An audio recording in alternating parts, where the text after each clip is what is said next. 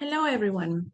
On behalf of our five authors, Gonzalo Risaralde, Benjamin Erazo Cueto, Lisa Bornstein, Sara Latorre Tomás, and myself, Gabriela González Paria, I'll present the ongoing research project, Tensions Between Individual and Collective Agency in Initiatives Aimed at Reducing Food Insecurity, the case of informal settlements in Quito, Ecuador.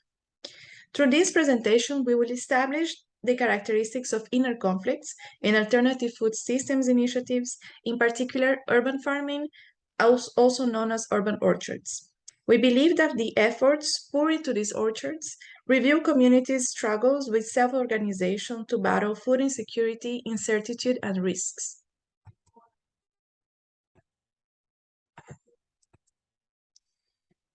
The project was developed by a team of researchers that work together in Sustento, which is an initiative from International Development Research Center in Canada.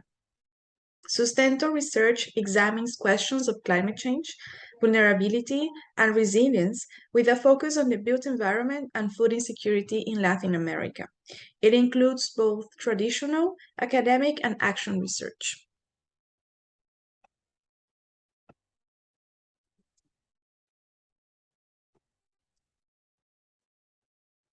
The relevance of this study resides in the understanding of the dynamics of food insecurity in Ecuador as a product of interconnected events occurring from the beginning of the measures to contain the pandemic.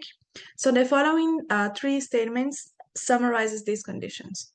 Climate change effects and measures to manage the COVID-19 health crisis are heavily affecting residents of informal settlements in the global south. For people in informal settlements in Ecuador, the confinement negatively impacted the small-scale, informal, and locally based economic activities on which they relied for basic sustenance. Financial poverty and food insecurity increased, erasing progress achieved in the last decades, and patterns of inequality by gender, socioeconomic status, place of residence increased and exposed the fragility of everyday life. To continue, we highlight two key elements to the interplay of climate change, the pandemic, and food insecurity. The first one is food sovereignty, which was instituted in the country in 2009. This law aimed to establish the mechanisms by which the state shall guarantee to its people the self-sufficiency towards healthy, nutritious, and culturally appropriated food in a permanent way. Fast forward to the year 2020, and we find that the country is almost completely self-sufficient in terms of agricultural products. It imports only 2.7% of the products consumed internally. The second element, which we can see here on the right, is poverty and inequality, which, as we will see in the next slide, for those living and working in informal settings, the socioeconomic shocks result of the pandemic had negative effects on their access to nutritious food. The following timeline overlaps data to depict this ongoing crisis of pandemic and structural weaknesses linked to climate change. In the red dot here, we find the moment when the government enforced measures to reduce the loss of human lives to COVID. While important as health measure, this action neglected and worsened other dimensions of society, such as the gender gap, dropout rates in schools, unstable and poorly remunerated work, financial poverty, etc. 1 year after those strict measures indicated by the light blue dot here in February 2021, we find that Ecuador becomes one of the most affected countries in Latin America in terms of economy. Then on the purple dot, on May 24, 2021, elected President Guillermo Lasso began his term. Finally, in 2022, we find a green bar that represents the national strike held for 18 days from June 13 to 30, organized by the Confederation of Indigenous Nations of Ecuador. Next to it, we find the yellow dot indicating that the Secretary of Education, as well as the Ministers of Economy, Health, and Transport, resigned after the arrangements reached with indigenous leaders to end the strike. So currently, Ecuador is also living a political crisis. This scenario summarizes our decision to study Ecuador's vulnerable communities and how they are dealing with food insecurity by themselves. Two neighborhoods in Quito, capital of Ecuador, were selected as research area. They are Argelia Alta and La Lucha, Los Pobres, which we can see in this image here. So Argelia Alta is the figure number 2, and La Lucha, Los Pobres is figure number 1. The neighborhoods share important characteristics, such as being in the south of Quito and next to each other, separated by a creek. Both are of informal origin and are extremely vulnerable to the effects of climate change, such as landslides and floodings, since they are located in the hillsides of the city.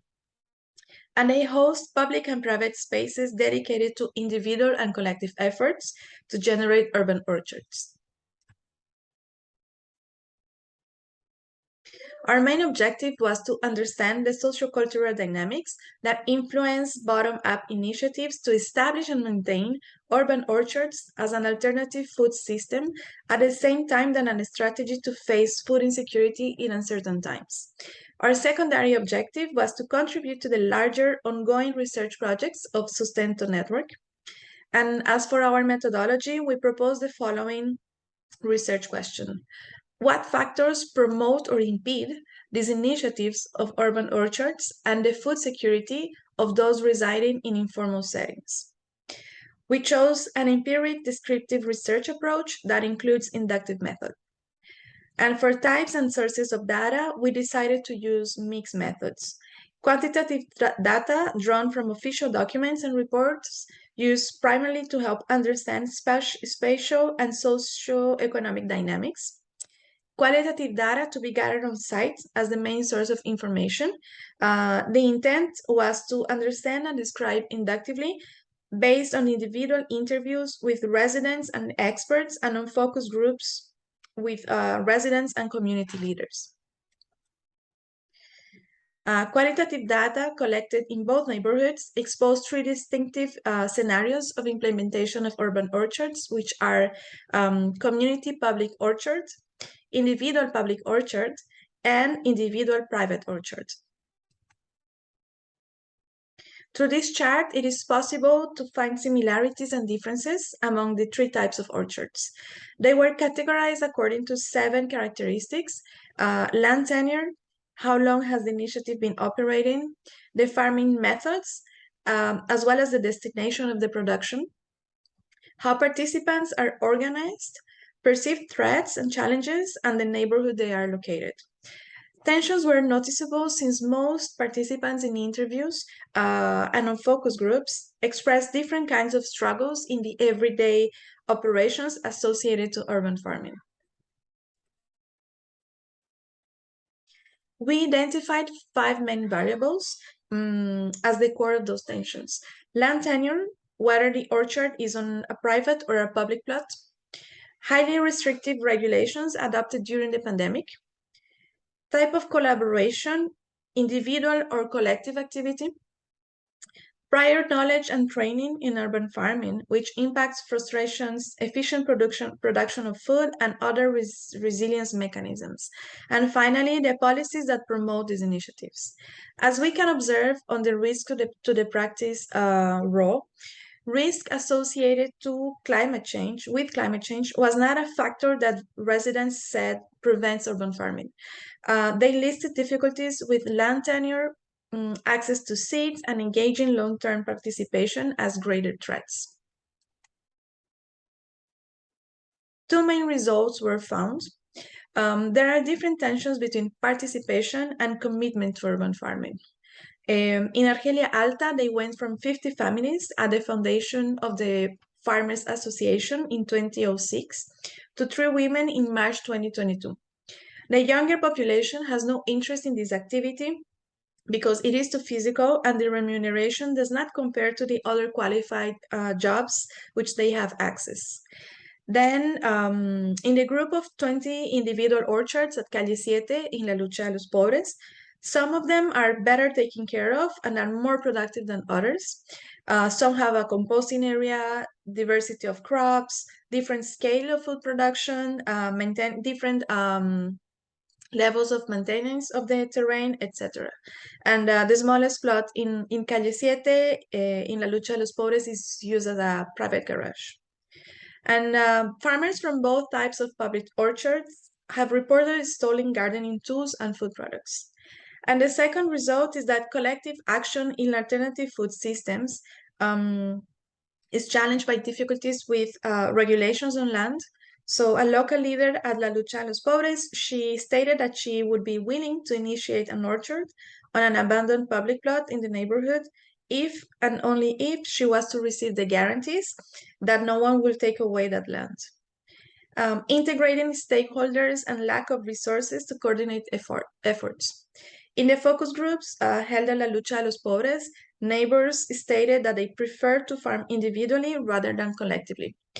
They argue that this option provides them with necessary freedom to adjust this activity to their other responsibilities. But collective action around food production is also encouraged by traditional practices such as mingas, which have social and cultural value among residents. And in Argelia Alta, mingas are scheduled regularly because they have proven to be a working mechanism to coordinate collective efforts in urban farming. In terms of recommendations, we found that residents are in constant debates about the advantages and disadvantages of generating individual or collective solutions to food security, as stated in the focus groups and interviews in both communities. What works and what doesn't work is still not determined clearly. A better understanding of these tensions is required to reinforce alternative food systems in the region, specifically to strengthen the initiatives that are already in place and to prevent common breaking points for the ones to come, considering the increasing needs of vulnerable communities in Ecuador. And food security and food sovereignty law should be re-examined in the current scenario to determine its importance in post-COVID policies and plans. Thank you very much for your attention. And we would love to exchange thoughts and comments by email. So, and we invite you to learn also more about Sustento's ongoing research, publications, and activities. Thank you very much.